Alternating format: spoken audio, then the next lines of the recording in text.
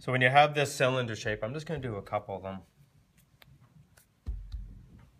Like if you want something that's shorter and wider, be more like a bowl, you would actually just make your cylinder quite wide and squat, like the old-fashioned pudding containers. I don't know if anybody remembers those. Pudding containers? Yeah, it used to be like a metal tab you would pull off and you would eat your pudding. Anyway. Are they still around? Yeah, they might be. I haven't eaten them since the 80s. So to keep to the low technology, I just use simple dowels and insert it the best way you can in the middle. So I kind of rotate the clay, and it's just about feel. It's really hard to gauge exactly where it's going to pop out. And I did a pretty good job. It popped out in the middle. Now you want to use wood for this because the clay, it will stick to it as the moisture goes on the dowel, but it's better than plastic. So it is a bit loose. I'm doing my best to keep it straight. And just like the pinch pot, you're trying to create the wall to be the same thickness. And this technique isn't the easiest because you don't have direct contact with your fingers with the clay. So I'm basically just trying to feel what's going on when I'm rolling this and just trying to keep it fairly consistent. So it might take you a few times to actually get this the right way. So sometimes you can just stick with one small dowel, but I've seen people, they keep inching up to larger ones.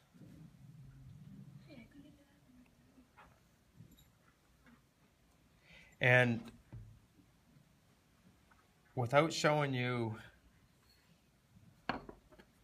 the slab technique, I'll just quickly.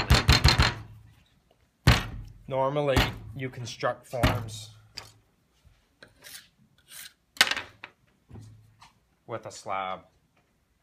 And what's nice about this is that you can put your decorations in after that, and then there's various ways of joining this, but that's probably one of the most common ways to create a body, and then you would build a base underneath.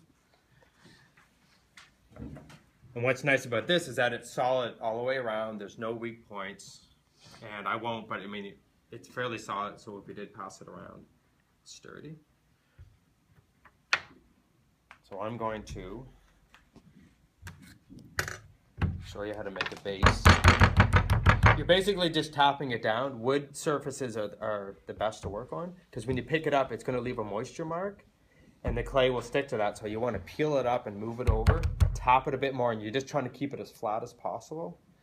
And this is a small piece of clay, but to stretch it, you actually use all your fingers and your thumb to hold it. And then I'm going to let it go, drop it at a 45-degree angle, and it will hit about here on the other side. That will stick to the surface, and this part of the clay leaps forward. And I just do baby steps. I rotate it, do baby steps. And it doesn't look like I'm doing much, but it is stretching out. And I want this to be about the same thickness as that. And then I'll build the base on.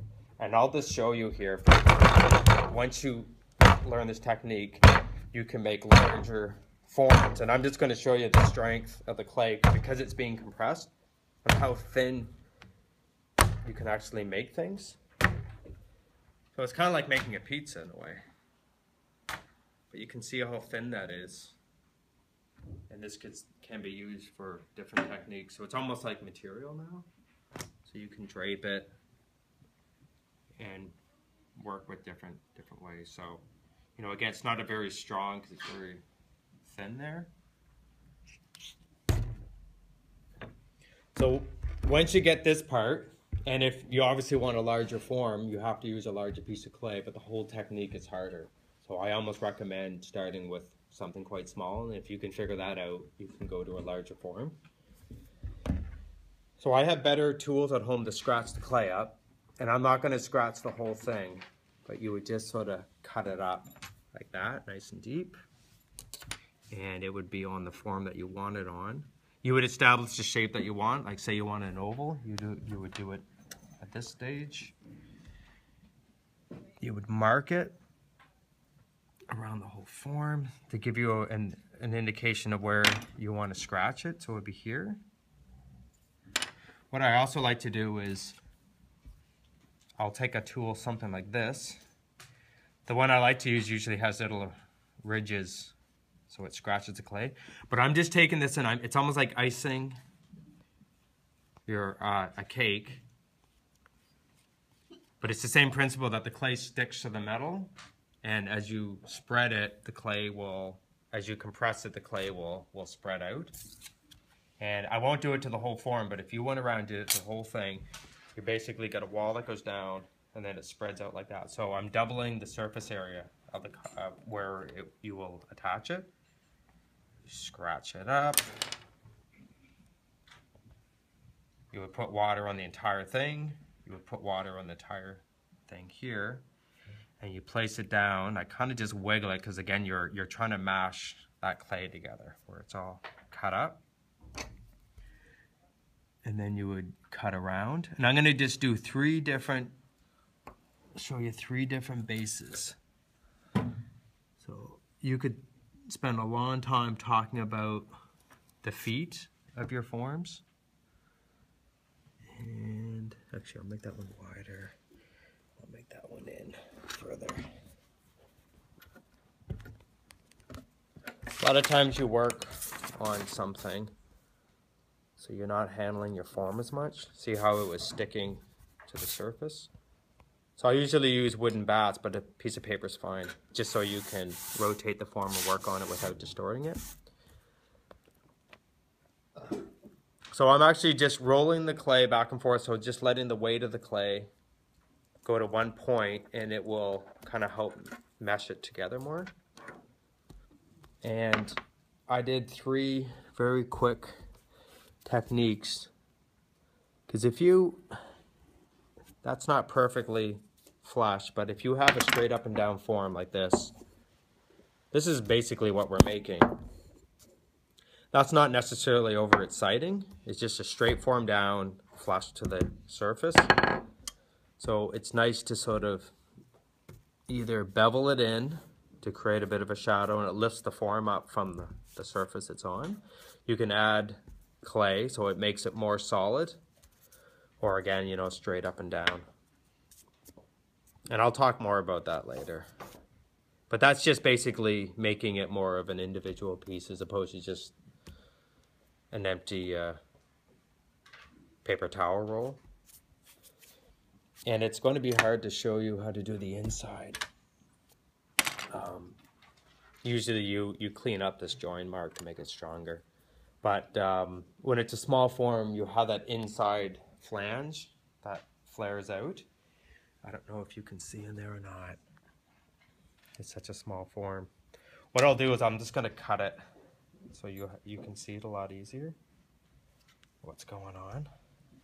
So it's this inside area here, and the steeper it is, the harder it is to get a tool in there and clean it up. So there's just different modeling tools that you can use to sort of blend that edge in. Sometimes you will drop a little coil of clay in there. If the clay is soft enough, you don't have to add water. This is a pretty bad tool. You can see the sharp edge there to be blending this in. And this is just really fussy work, but it's important to address this because you don't want food particles to get caught in that corner. And it's also important, to me anyway, to make the inside of your form nice and smooth, just like the outside of the form. And more or less, we'll just leave it from there. If you want to clean up your edge, you can either cut it. Sometimes it's better to wait for the clay to stiffen up, because it's you are limited to how the clay will react at this stage. I guess I said I was going to leave it, and I'm not. I'm just sort of showing you again, just simple techniques to, as opposed to just leaving it like a straight paper towel roll. You can just slowly manipulate the clay, have things roll over.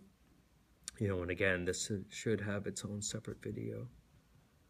If it's going to be a functional object, you just want to make sure that the edges are smooth enough that it doesn't, it isn't uncomfortable in your lip, because when this is fired, this is going to be very sharp, like this stuff like that.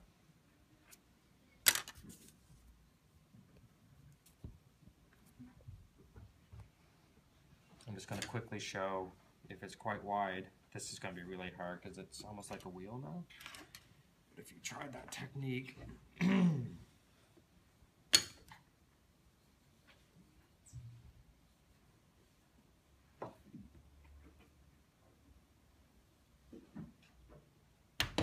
so again, you have your body and you can alter it and do things with it. Okay, that's about it.